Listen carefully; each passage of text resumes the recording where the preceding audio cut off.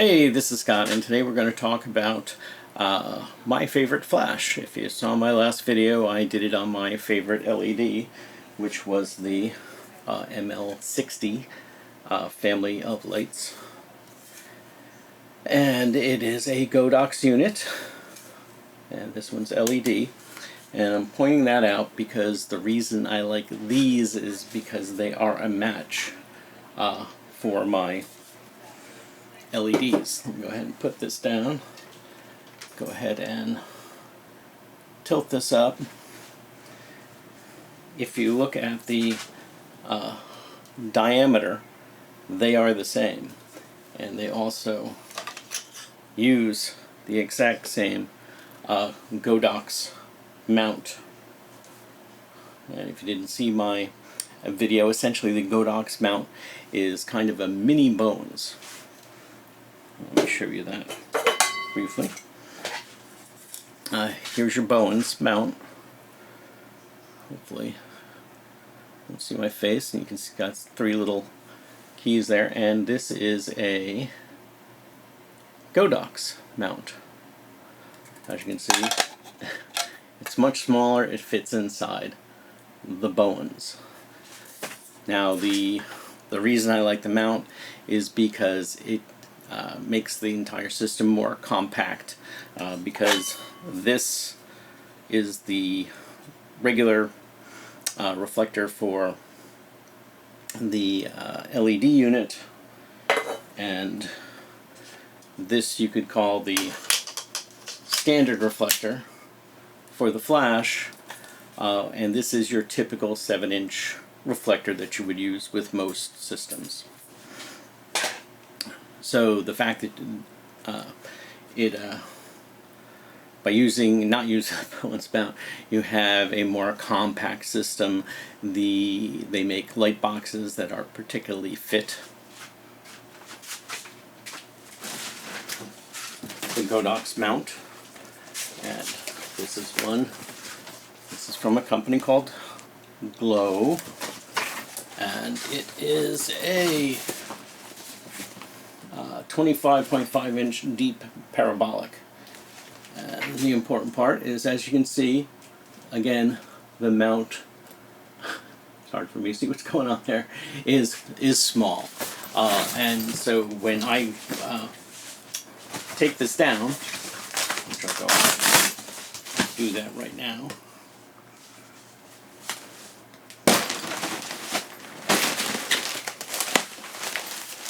Nice cool breeze.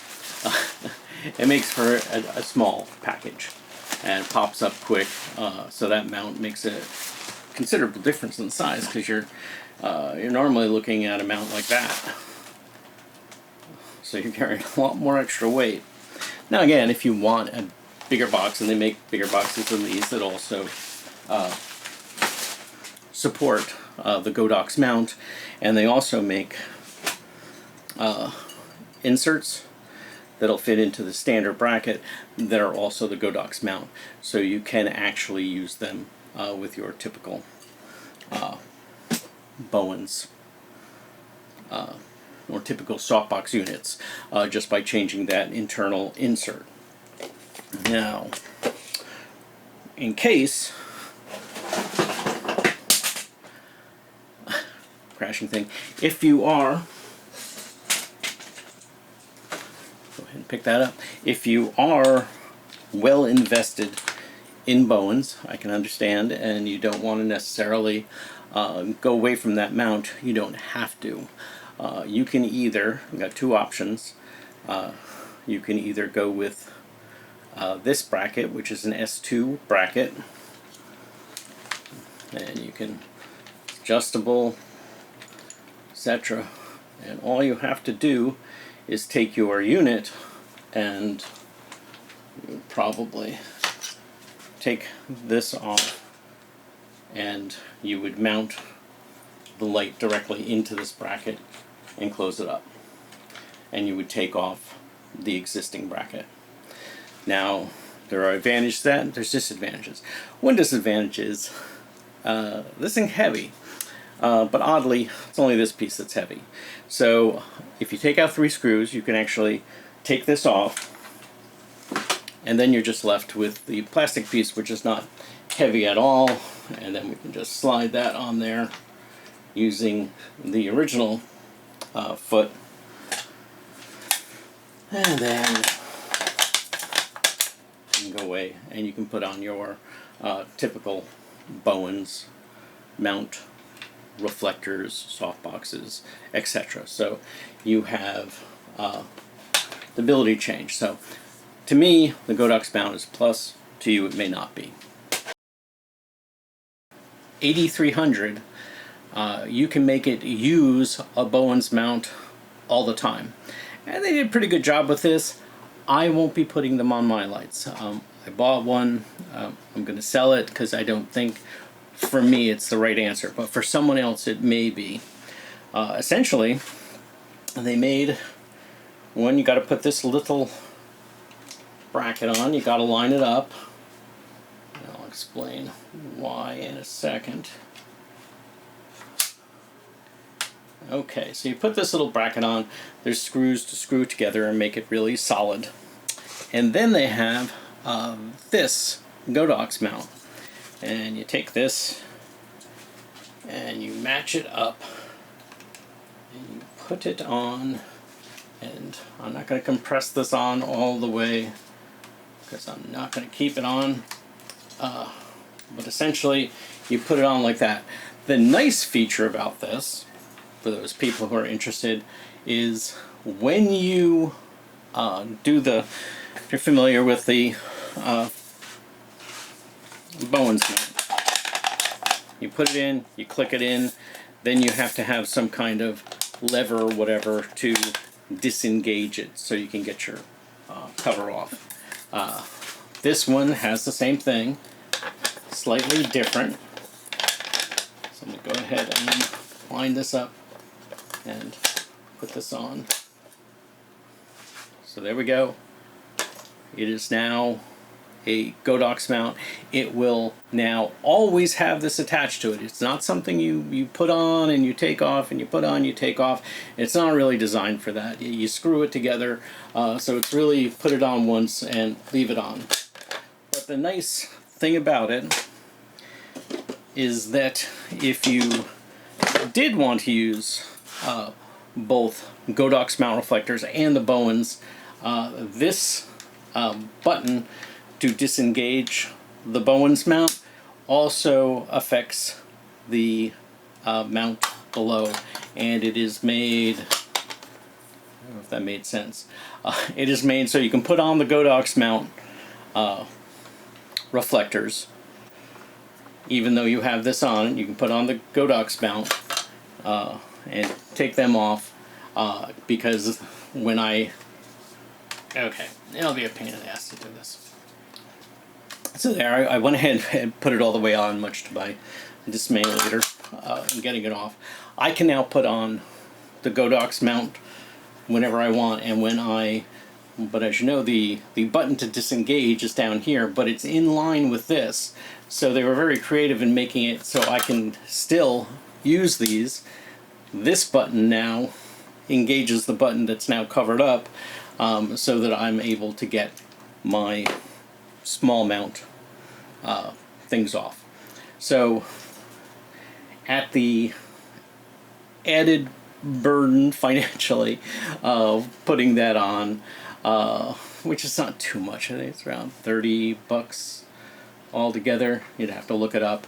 But now you have the best of both worlds. You have the Godox mount anytime you want, and you have the Bowens mount anytime you want. This part of it, the first little bracket I put on was it's called a AD to AB adapter. And the actual Bowens mount is for the Explorer 400 Pro. So if you have an Explorer 400, which takes the Godox mount, and you want to put a permanent Bowens mount on it, you would buy this. And if you want to do it for the 300, you need to buy this and this AD to AB ring. So let's get back to the unit itself, now that I told you one of the main reasons I like it, because it is a match to this unit, and all the same things apply. So I can take this off of here, and it also works onto the LED unit, etc. Okay, so let's get back to the unit itself. The model is an AD300. It is sold under the Godox brand name. Godox is the company that actually makes the light, but it is also sold under the Flashpoint name. Here's Flashpoint, and that's basically a brand. And Adorama Camera basically buys these and rebrands them to Flashpoint, and in their case they call them an Explor 300 Pro TTT. I can talk. They call it a Flashpoint Explor 300 Pro TTL versus the Godox, which is an AD300 Pro TTL. So 6 of one, half dozen of another. My suggestion is, if you want to buy it, see who has it cheaper. When you buy a unit, you get the unit itself, you get the mount that you see on the unit. Got another one down here. So let me go ahead and take this one off. And you can see, we can get my face out of it, so pay attention to the mount. There's the mount. It's got a hole on the bottom to put it on a stand. The nice thing is it also has a hole in the middle. So you can either mount it on the stand like this or like this. And you can actually move this from this side to this side if you find a reason to. It's a 1/4-20 screw on the bottom. And so you basically just take that, line it up with your unit,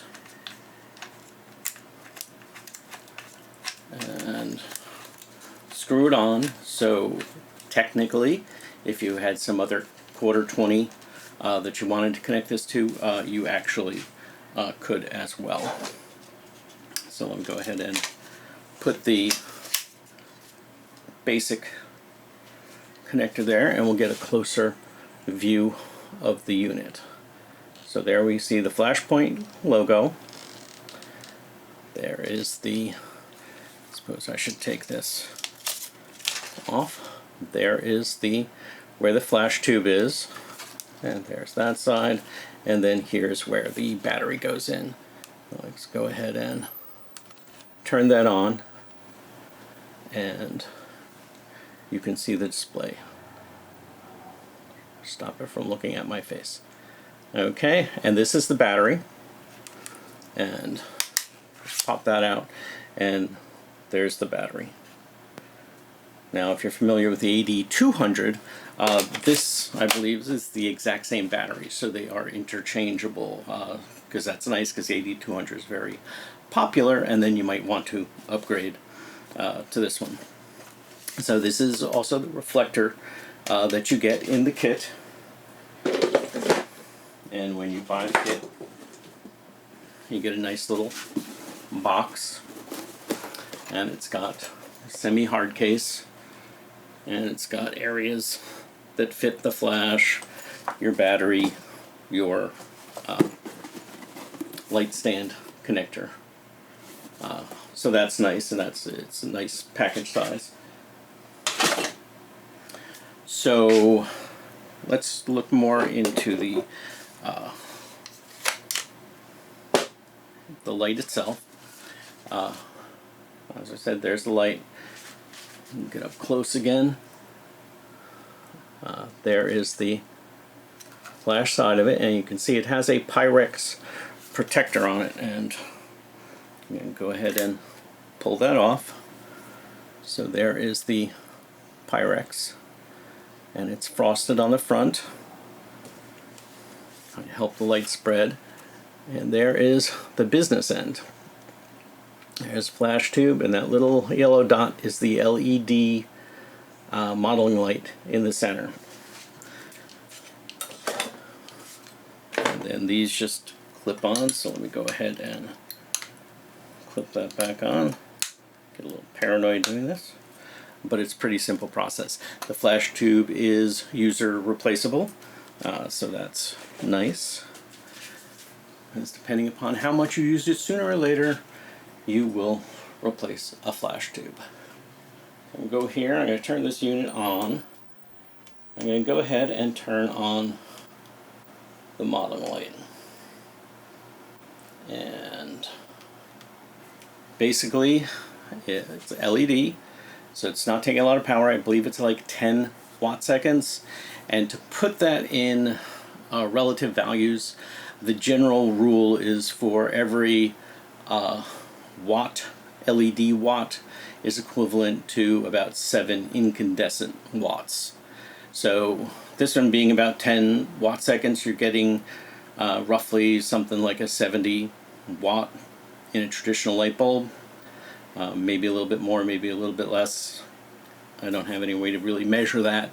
But the basic idea is you get a very good modeling light. And this is set to 1. And if you go on to the, oh, wrong one. You go onto the back, you have a little wheel here. And you basically can turn that wheel. Oh, I have to turn the modeling light on. Turn that wheel, and it will go up to 10. And give you an idea, that's still a pretty bright modeling light.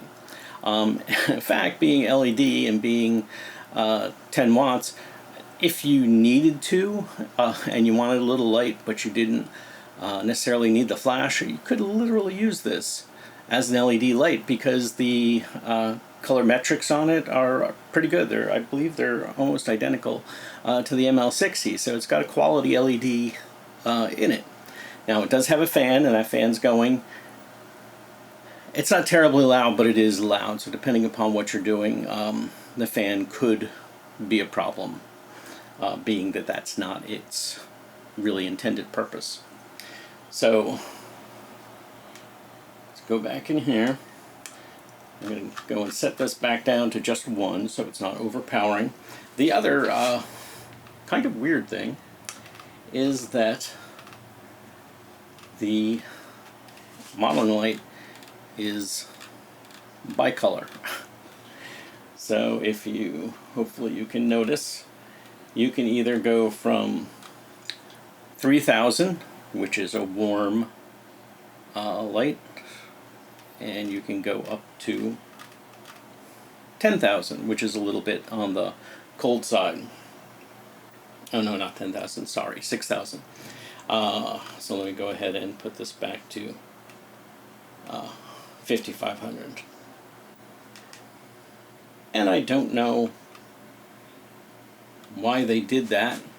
It's kind of like a weird choice, because there's just no reason with your flash that you would want bicolor, because a flash tube puts out roughly a 5600 Kelvin light, so you probably just want your modeling light to match that. But anybody has any great ideas, go ahead and tell me.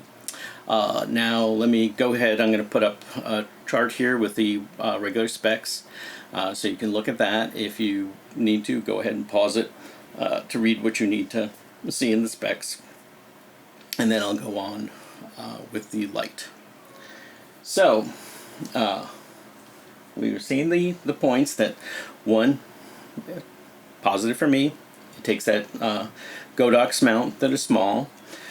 We have a LED modeling light, so we're not dealing with super hot modeling lights. It runs by battery. Now that's kind of a double-edged sword, and we'll talk about it further, but there are no options currently to run this off mains voltage. So if you're using it with the battery right now. So you might need to bring extra batteries.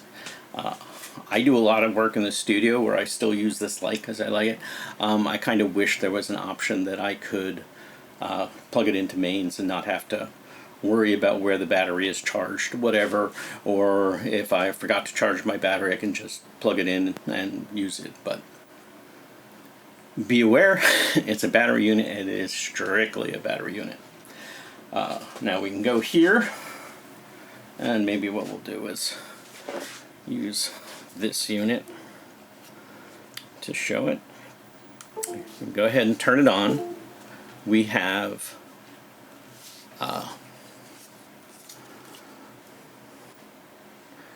we look on here, we have basically a mode dial, and you can choose your mode, TTL, that is manual, that is multi, where when you press the shutter you'll get multiple pops, and you can change that to what you need. Again, it is TTL. I personally use mine mostly manual. Very rarely have I used it as a TTL unit, but it's there if you want it. Got a little dial down here that lets you change your settings, and then you have channel and group. So if you're using transmitter, everything has to be on to the same channel, and it has you can turn on radio control, and radio control is great. One of the main reasons I really got into the Godox unit. I should mention that when you buy a flash like this, you don't have to buy this, like if you have Canon, you don't have to buy a Canon flash. The flashes are universal. If you're buying a flash from Godox that you put onto your camera, then you have to buy it specific to your camera. And how you get it to work with TTL is you have to buy a transmitter. The transmitter you buy has to work with your camera. So in this case I have Panasonic Olympic transmitters. There's two different kinds here. This one's got a lot more buttons and things on it. At first I thought this was what I would prefer because everything's quick. You know, it's like one button get here, one button get there.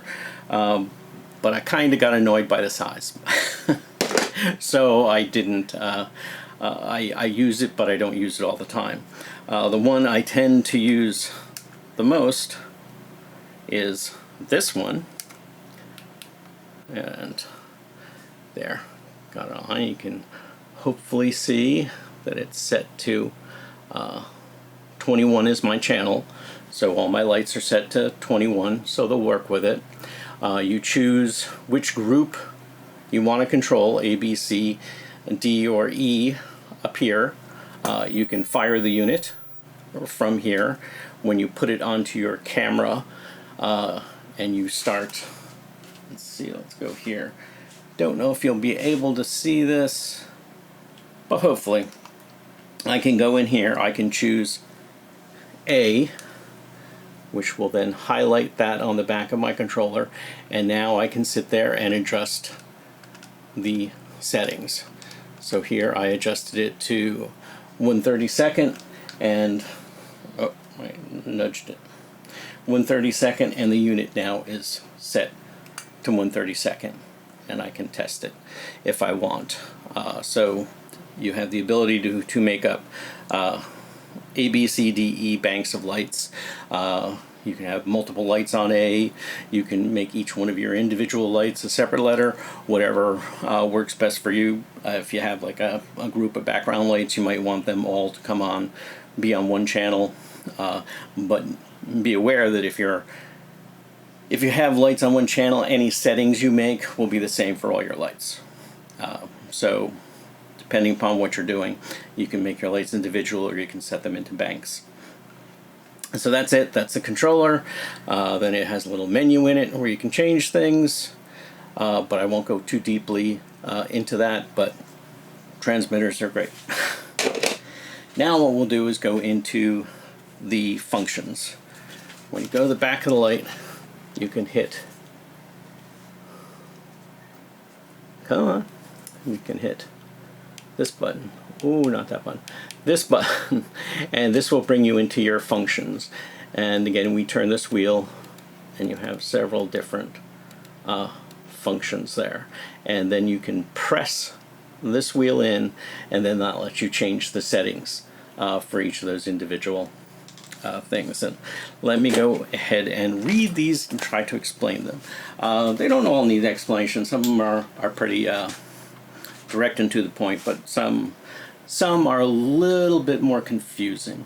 So, okay, I'm going to take a little intermission here, and we're going to talk more about the battery, because I think what might be useful to you, knowing that this is a unit that only operates on battery, that you have to be aware of what kind of range you're going to get out of that battery. Now, they say 400 full power flashes, but they don't actually infer whether that is with or without the modeling light, and I would say it's without the modeling light. I was personally apprehensive about using the modeling light because I didn't want to run out of power. So I actually ran this test to kind of give me an idea of, can I run that modeling light all the time, because I kind of want to have it, and what my expectations would be. So again, manufacturer says 400 full power flashes, but I'm assuming that is without modeling light. So I did my own test and sat there and put a lot of wear and tear on my flash, and I did 300 flashes. So I did 100 full power flashes, and when I did these, it was like flash, flash, flash, pop, pop, pop, one after another, in full power and in a range of 6 minutes. So obviously not in your normal photographic setting. I did get a heat warning towards the end, and what happened is, in order for it to protect the unit, the flash cycle started to become extended. So instead of that approximately at full power 1.5 seconds, at the very end I was getting 7-second recycles. So again, situation I put it in, I definitely overheated it. So maybe if you're a flash photographer who's just constantly shooting it, it's not the light for you. But I think for most people it's fine. Okay, so that was 100 at full power. Modeling light is on at full power through this entire session. Then I went to half power, because I rarely actually use that full power. So, let's see what it does under less. So I did another 100 at half power, got no overheat, no issue. It just went through and did them. And so I said, okay, great. So now I did another 100 at quarter power, and no overheat. And again, like I said, my lamp was on full time and set to 5500K. The total time that I took to do the test was 1 hour and 14 minutes. And I was also curious, what if I just left the modeling light on permanently, no flashes, how long would it last? And it actually stayed on for 2.5 hours until the low battery signal went off. So it still would have gone longer, but I was like, okay, low battery at 2.5 hours, I have what I need to know.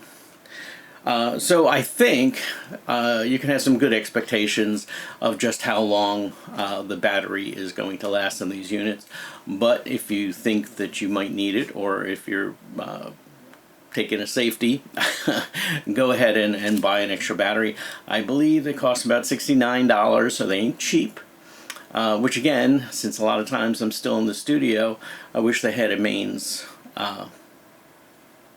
option, which I wouldn't think would be that hard. All they have to do is create a dummy battery, and they'll be able to feed in the DC voltage equivalent to the battery. So I'm hoping someday they'll do it, but maybe they just won't be motivated. The larger units, I believe both the 400 and I know for absolutely sure that the 600 have a battery and mains option. So maybe they just didn't think it was necessary on the 300. So back to our show. Okay, now we're going to go into settings. Now, some settings you can set on your transmitter, and some you can set on your light. Once you turn on the transmitter, whatever is set on the transmitter kind of overrules what you may have set on the light. So we go into functions. Our first one is F1, and F1 is to make a sound when the unit is fired. So when I sit here and set it off, I get a beep. Now I can turn that on here, but if it is off on here, when you turn on this, it'll talk to that and it'll turn it off. So if you want the beep on, you have to turn it on here. And there, we can go ahead and also do a full power. And you see how there was a delay there? When you're using low power and you flash it and you have not deleted the capacitor, there's still enough power in there, it kind of beeps right away. When you're on full power, you've totally deleted the capacitor in the flash and it has to recharge it up. So the beep is telling you that I'm ready for the next shot. So that's that function. And with F2, it is concerning the optical slave. An optical slave makes it so that if you set one light off, then the other light will respond to the flash from that and it will go off as well. So it has two functions. It has an S1 and an S2. So if I go ahead, let me go ahead and turn the power down on this one a little bit, at least to half. So if I go ahead and set this one off, that one goes off. Beep is on that one, so when it beeps, it's that unit. So, because I don't know if you'll literally be able to see the flash on the video. So, set off this one, that one goes off. Now, if I go over here, and I go into F2, and I change it to S2, oh, it's giving me grief.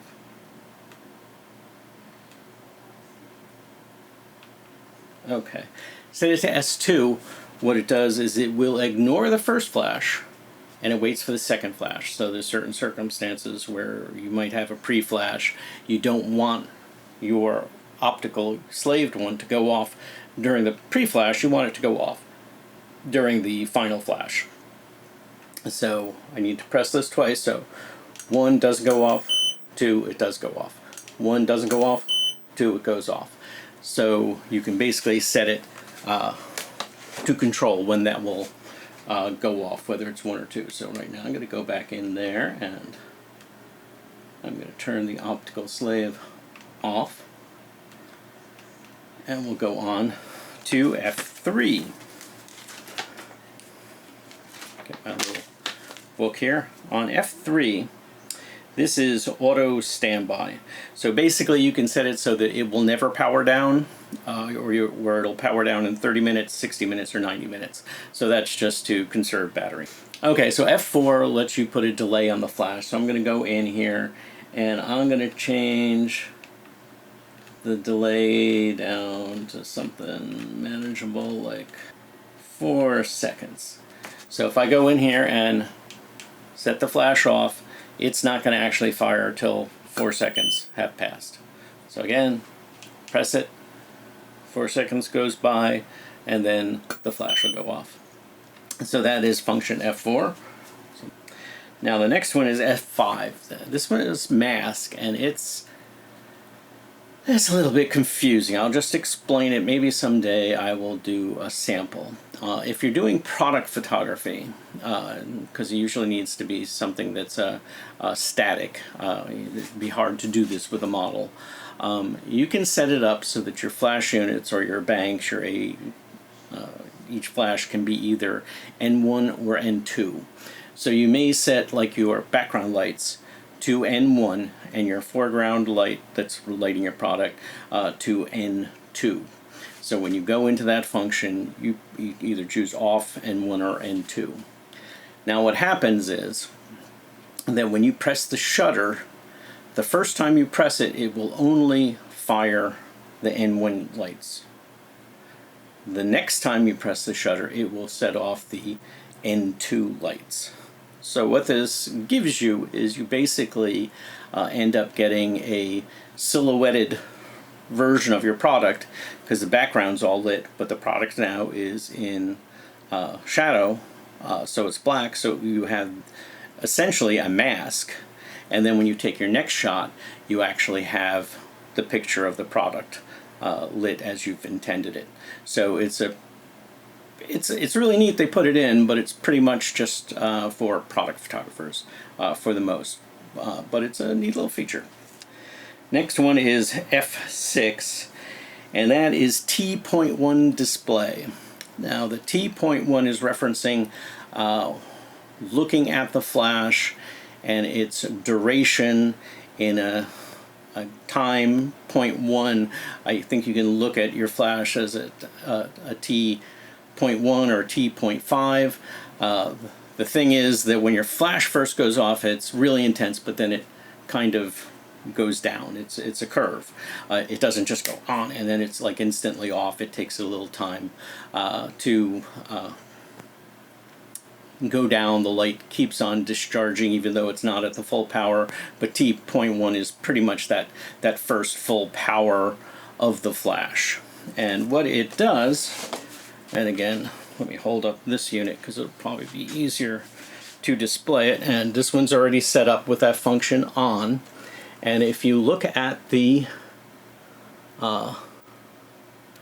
when I change the power, see out at the bottom it is changing the one, what is it there? It's currently at 1/8000th. Then it changes, and as the power goes up, so let me get all the way up here. Okay, at full power, it's telling me that T.1 duration of the actual flash bulb is going to be 1/220th of a second. Now, if we go in and we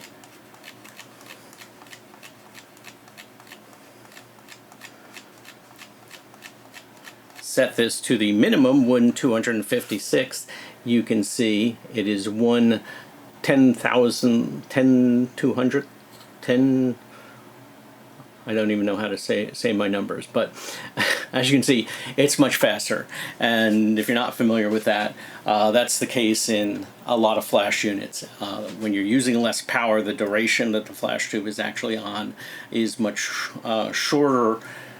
When you're on the lowest power settings, when you're on the highest power settings, you're going to get the longest duration. It's something to consider in certain types of photography, especially if you're doing things like splashes or stuff where you're trying to catch things.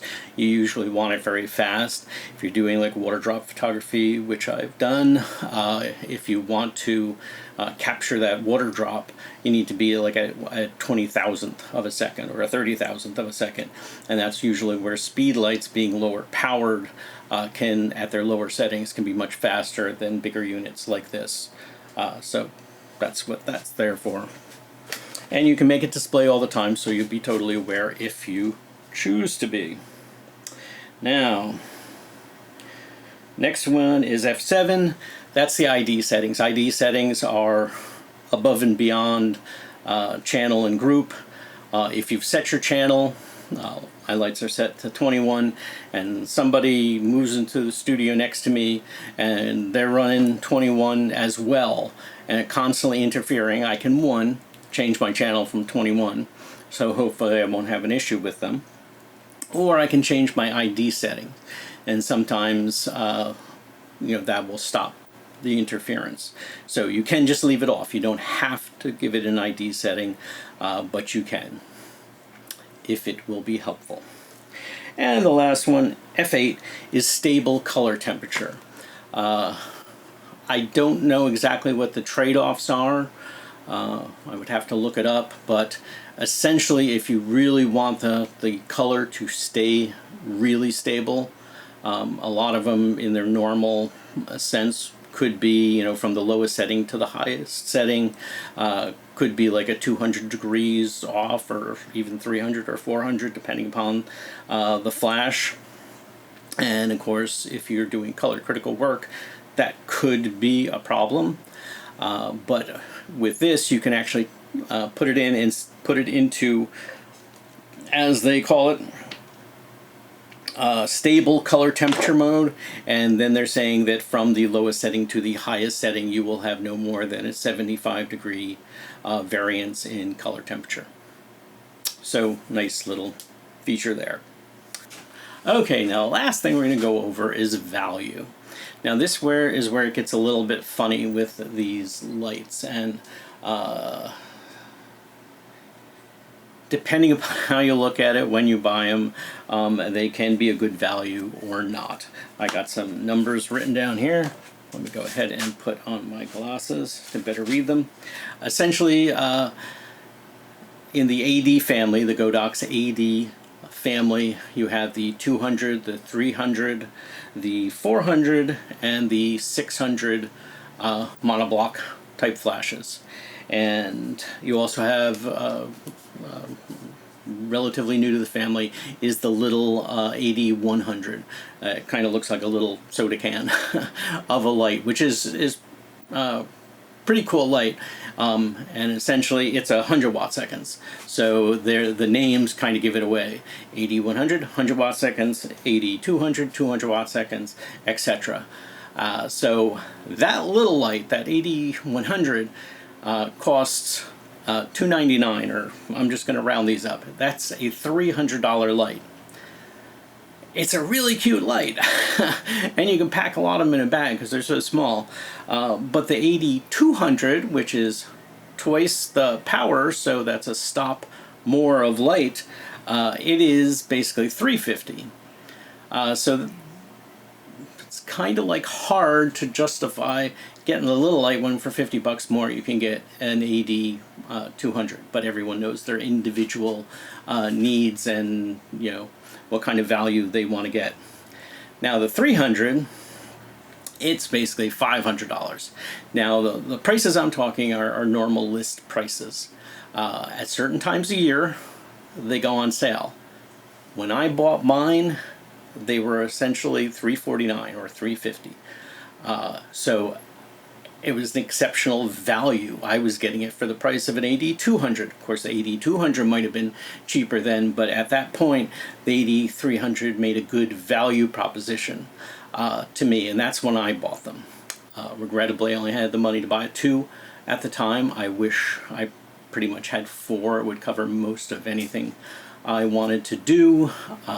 But, we are coming to that time of year, so keep watching and look at Black Friday deals, particularly Adorama and B&H, I know, because those 2 main stores I use have Christmas deals and Black Friday deals, and especially Adorama seems to put a lot of things on sale. So you can hope that maybe you could pick up an AD300 for $350. And then the next one up is the AD400. The AD400 will use the same Godox mount, so that's nice. And you get 100 more watt seconds, but now that's $650. So that's $150 more for that 100 watt seconds more. And then you got the AD600, which 600 is really nice wattage to have, but now you're strictly Bowens mount, and you're going to pay an extra $250, so you're looking at $900. But again, try to wait for a sale, and hopefully you can pick up whichever unit is the most pleasing to you for a better price. So put your money on the side, save up, and wait and see what happens this holiday season. So that's pretty much it. Like I said, it worked out for me. I got them at a good time, so the price wasn't an issue. I love the Godox mount, and I love the little soft boxes I use. I have a review of those soft boxes that's complete, so check it out if you would like. I've done a review on the ML60. If you haven't seen that, go ahead and look at that. And if you can, give me a thumbs up, and please subscribe, and I'll see you next time.